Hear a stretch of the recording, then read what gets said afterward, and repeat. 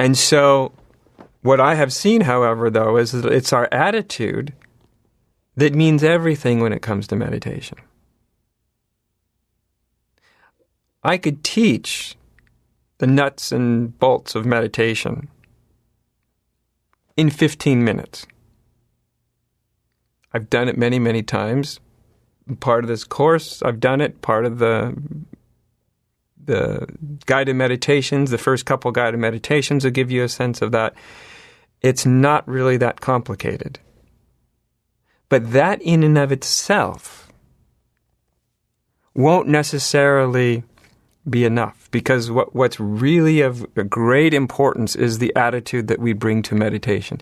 And this is also what I want to explore tonight. What the attitude that you bring to all of this is. The attitude, one needs to bring a kind of attitude of curiosity. Because spirituality itself is about the big existential questions of life. That's what it's about. What am I? What is God? What is life? What is birth? What is life? What is death?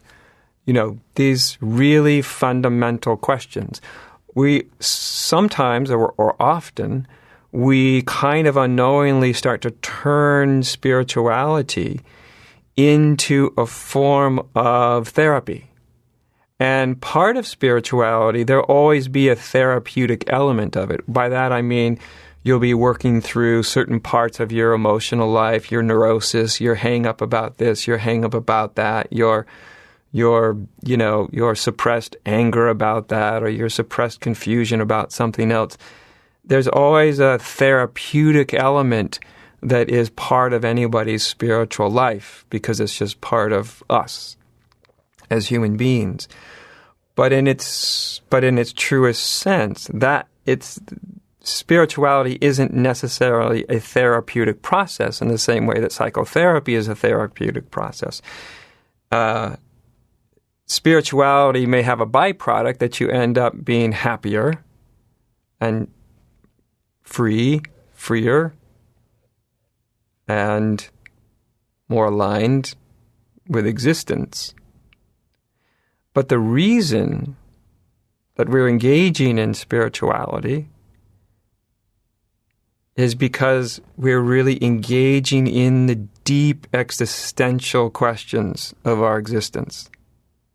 We're engaging in those big questions. That's why the element of curiosity becomes so vital. And of course, it's true, at least in my observation, that the more conflicted we are, the less internal bandwidth we've got to be curious. If you're really suffering emotionally, psychologically, if you're physically really, really suffering, it can really be hard to have the bandwidth to be curious about much of anything except feeling better.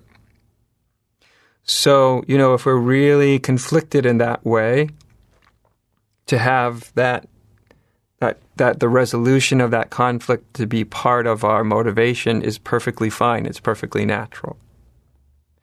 And we have to kind of come up to a certain level of the conflict has to be resolved to a certain level, not a lot actually, but to a certain level, before we can actually legitimately become curious about the bigger issues of life. Otherwise the conflict's it's chewing up all of our energy, our psychic, emotional, psychological, even intellectual energy is just going into managing day to day. Even if that's the case, one of the best things you can do for yourself is actually to meditate. Meditation is, in one sense, at least as I teach it, the intention behind meditation isn't necessarily that it's therapeutic, but it does end up having that effect if you do it right. It does end up having a very positive therapeutic effect if you do it, and if you do it in the right way.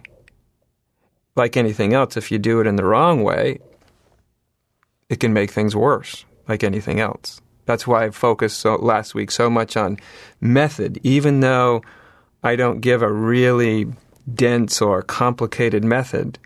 I do definitely give a method, and there is a there's a whole framework around meditation, which I talk about when we come together in these evenings, this sort of framework around meditation, because the framework of it is as important as what you do, which means the attitude that you bring to it, you know. And so ideally in meditation, we're really bringing an attitude of curiosity. That's really the attitude of curiosity, to be really curious about one's own experience of life and living. To be really, really curious, because meditation is a way of engaging that curiosity in something deeper than the level of mind, the level of intellect. Not that to engage curiosity at the level of mind and intellect isn't reasonable. I think it's perfectly reasonable to do so. In fact, it's part of what I teach. But in meditation, we're endeavoring to do something quite different.